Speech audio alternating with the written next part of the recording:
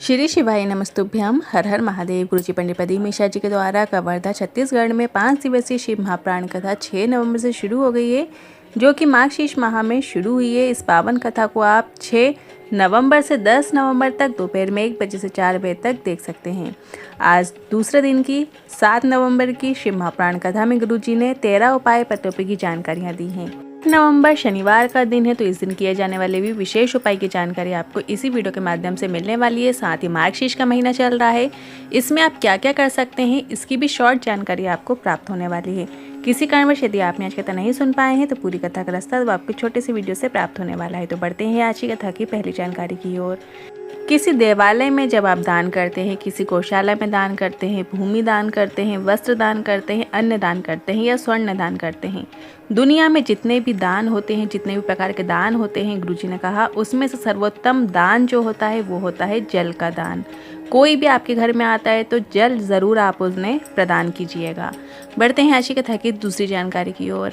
अच्छी बुद्धि, अच्छा व्यवहार, अच्छा व्यापार, अच्छा चित्त, अच्छा परिवार बिना शिव की कृपा के प्राप्त हो ही नहीं सकता।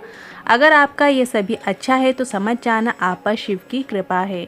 बढ़ते हैं आज की कथा की तीसरी जानकारी की ओर। एक बिल्कुल नए उपाय की जानकारी देते हुए गुरुजी ने कहा, बोर खोद रहे हो, कुआं खोद रहे हो, बोरिंग मशीन लगवा रहे हो, पानी बहुत कम हो उसमें या पानी बहुत नीचे साइड हो, ज़्यादा खोदने की ज़रूरत पड़ रही है, तो अगर आपने 1 साल या 1.5 साल लगातार भोलेनाथ को जल चढ़ाया है तो आपको भोलेनाथ से प्रार्थना करना है, हे भोलेनाथ, अगर मैंने सच्चे मन से आपको जल चढ़ाया है तो उस जल का एक अंश गंगा मैया से कहकर इस स्थान से निकाल देना।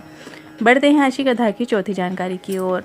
शिव महाप्राण की कथा कहती है, आप जितने कदम चलकर भोलेनाथ के शिव महाप्राण तक या भोलेनाथ के मंदिर तक पहुँचते हैं, उतने अश्वमेध यज्ञ का फल आपको प्राप्त हो जाता है। बढ़ते हैं आज की कथा की 5वीं जानकारी की ओर। गुरुजी ने कहा, प्यार और उधार हर किसी को नहीं दिया जाता। जिस पर पूरा भरोसा होता है उसी पर प्यार होना चाहिए या ऐसे ही व्यक्ति को उधार देना चाहिए। जरा से 50 रुपये के पेट्रोल और 30 रुपये की चाउमीन में आप किसी से भी प्यार कर लेते हो। 1000 बार आपको विचार करना चाहिए और 1000 बार ही सोचकर आपको किसी को उधार देना चाहिए। 1000 बार विचार करने के बाद ही किसी पर इतना भरोसा करना चाहिए, प्यार करना चाहिए। बढ़ते हैं आज की कथा की 6वीं जानकारी की ओर। उषा जी पत्र लेकर आई, लिखती हैं, मेरा बेटा 4.5 साल तक ना बोल पाता था ना समझ पाता था। डॉक्टर ने कहा उसकी बुद्धि अच्छे से काम नहीं करेगी। मैं आपकी कथा सुनती थी। मेरे पति सीहोर जाकर रुद्राक्ष लेकर आए और मैंने रुद्राक्ष का जल जो है वो शिवलिंग पर चढ़ाकर थोड़ा सा प्राप्त करके बच्चे को आचमन करा देती। आज जो बेटा है वो बोलता भी है, चलता भी है, सब समझता भी है और स्कूल भी जाने लगा है और स्वयं मंदिर भी जाता है। उसी का आभार व्यक्त करने आए हैं। बढ़ते हैं आज की कथा की 7वीं जानकारी की ओर। गुरुजी ने कहा, 2 दान ज़रूर करना चाहिए। एक है पानी का दान। अगर आपके घर में कोई आया है तो बिना पानी पिए नहीं जाना देना चाहिए। दूसरा है नाम का दान। अगर आपके घर में कोई आया है तो उससे श्री शिवाय नमस्तुभ्यम या जय श्री राम या जय श्री कृष्णा ज़रूर बोलिएगा।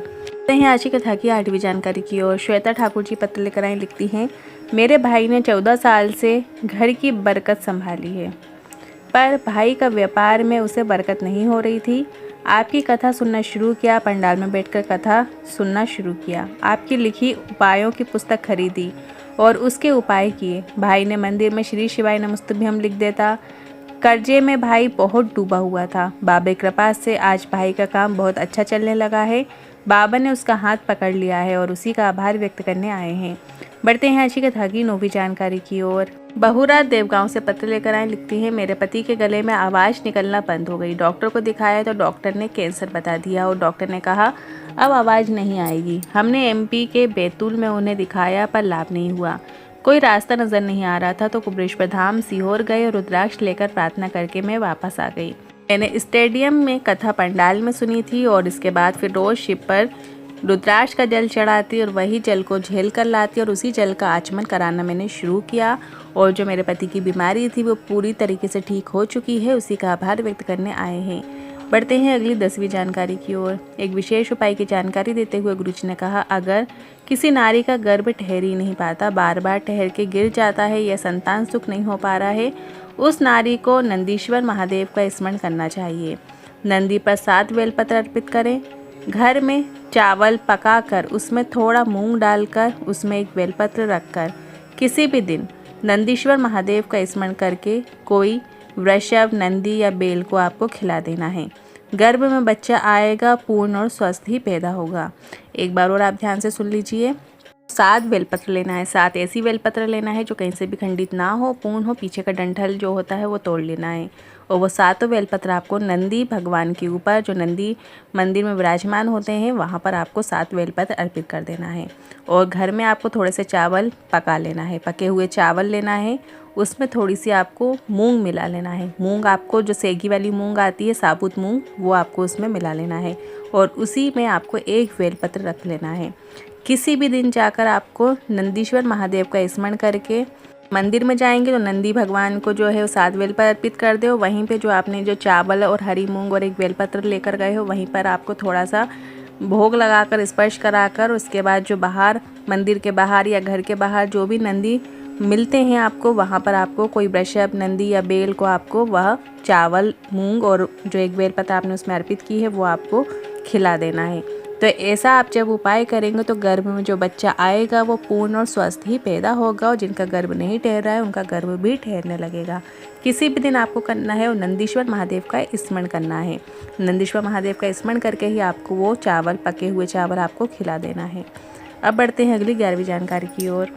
तुलेश्वरी जी पत्र लेकर आई, लिखती है 17 साल से संतान सुख नहीं था। एक बार चैनल पलटते पलटते आपकी कथा सुन ली, पशुपति नाथ व्रत किया और नंदी को चावल और मूंग खिलाए और 17 साल बाद संतान सुख हुआ है। उसी का आभार व्यक्त करने आए हैं। बढ़ते हैं अगली 12वीं जानकारी की ओर। गंगाराम जी पत्र लेकर आए, लिखते हैं मेरे दोनों हाथ नहीं हैं, बेटियों की शादी करना था, कुछ भी नहीं था, हाथ नहीं फिर भी जल चढ़ाने जाता हूँ, केवल दूध बेचता हूँ, पर बाबा ने मेरी दोनों बेटियों की बड़ी ठाठ से शादी करी है, उसी का आभार व्यक्त करने आए हैं। बढ़ते हैं अगली 13वीं जानकारी की ओर। आपको जीवन में लगे बहुत कष्ट है, जीवन में बहुत तकलीफ चल रही है, तो आपको एक विशेष और नया उपाय करना है। उल्टे हाथ में आपको एक बेलपत्र लेना है, उसके ऊपर अपना सीधा हाथ रख लेना है। नंदीश्वर महादेव का स्मरण कीजिए और 7 बार श्री शिवाय नमस्तुभ्य मंत्र का स्मरण कीजिए। मतलब जब आप उल्टे हाथ में एक बेलपत्र रखेंगे उसके ऊपर आपको सीधा हाथ रखना है, नंदीश्वर महादेव का स्मरण कीजिए और फिर 7 बार आपको श्री शिवाय नमस्तुभ्य मंत्र का स्मरण करना है। फिर सींग के पीछे नंदी के उठे हुए भाग में आपको अर्पित करना है। बेलपत्र उल्टे हाथ की रखी हुई है ना, वही आपको बेलपत्र नंदी के उठा हुआ जो भाग होता है पीठ पर, वो आपको अर्पित कर देना है। बेलपत्र की जो डंडी है नंदी के पूंछ की ओर हो, जो पत्ती है वो नंदी महाराज की मुख की ओर होनी चाहिए। इस तरीके से आपको बेलपत्र अर्पित करना है। नंदीश्वर महादेव का नाम स्मरण करके उपाय करें, कितना ही दुख क्यों ना हो, शिव हाथ पकड़ ही लेते हैं, जो आपका दुख है वो कटना शुरू हो जाता है। ये उपाय आप कल के दिन मतलब 8 नवंबर के दिन, शनिवार के दिन भी इस उपाय को कर सकते हैं। साथ ही जो लोग कर्जे में डूबे हुए हैं उन लोगों के लिए भी किया जाने वाला विशेष उपाय है। आपको 8 नवंबर शनिवार के दिन पीपल के वृक्ष के नीचे आपको एक घी का दिया लगाना है। श्री शिवाय नमस्तुभ्य बोलते हुए गोल बाती का घी का दिया आपको प्रज्वलित करना होता है। अभी मार्गशीर्ष का महीना चल रहा है, तो मार्गशीर्ष के महीने में आप ये उपाय कर सकते हैं। आपको जो तुलसी की सूखी हुई डंडियाँ रहती हैं उसकी पतली डंडी आपको तोड़ लेना है, पतली डंडियाँ करके रख लेना है और उसमें आपको मौली कलेवा लपेट कर घी डालकर एक दिया जो है वो विष्णु भगवान की प्रतिमा यदि आपके घर में है या लड्डू गोपाल जी हैं उनके सामने आपको ओम नमो भगवते वासुदेवाय बोलते हुए ये दीप प्रज्वलित करना होता है। इस तरीके का जब आप दिया प्रज्वलित करते हैं तो ये आपको 1000 गुना फल देने वाला होता है। साथ ही गुरुजी ने भी बताया है कि 9 तारीख को आद्रा नक्षत्र है, तो इस आद्रा नक्षत्र में आपको भोलेनाथ के शिवलिंग के दर्शन ज़रूर करना है। सुबह ब्रह्म मुहूर्त से लेकर शाम को प्रदोष काल के बीच में आपको कभी भी किसी भी समय जाकर आपको भोलेनाथ के शिवलिंग का दर्शन ज़रूर करना चाहिए। यही वो दिन होता है मार्गशीर्ष के महीने में जो आद्रा नक्षत्र का जो दिन होता है, इसी दिन शिवलिंग का प्राकट्योत्सव हुआ था जो भगवान ब्रह्मा जी ने और विष्णु जी ने मिलकर किया था। आज के उपाय से जुड़े मन में कोई सवाल या क्वेश्चन है तो कमेंट के जरिए पूछ सकते हैं। वीडियो थोड़ा भी उपयोगी लगा हो तो वीडियो को लाइक करके कमेंट बॉक्स में हर हर महादेव ज़रूर टाइप कीजिएगा।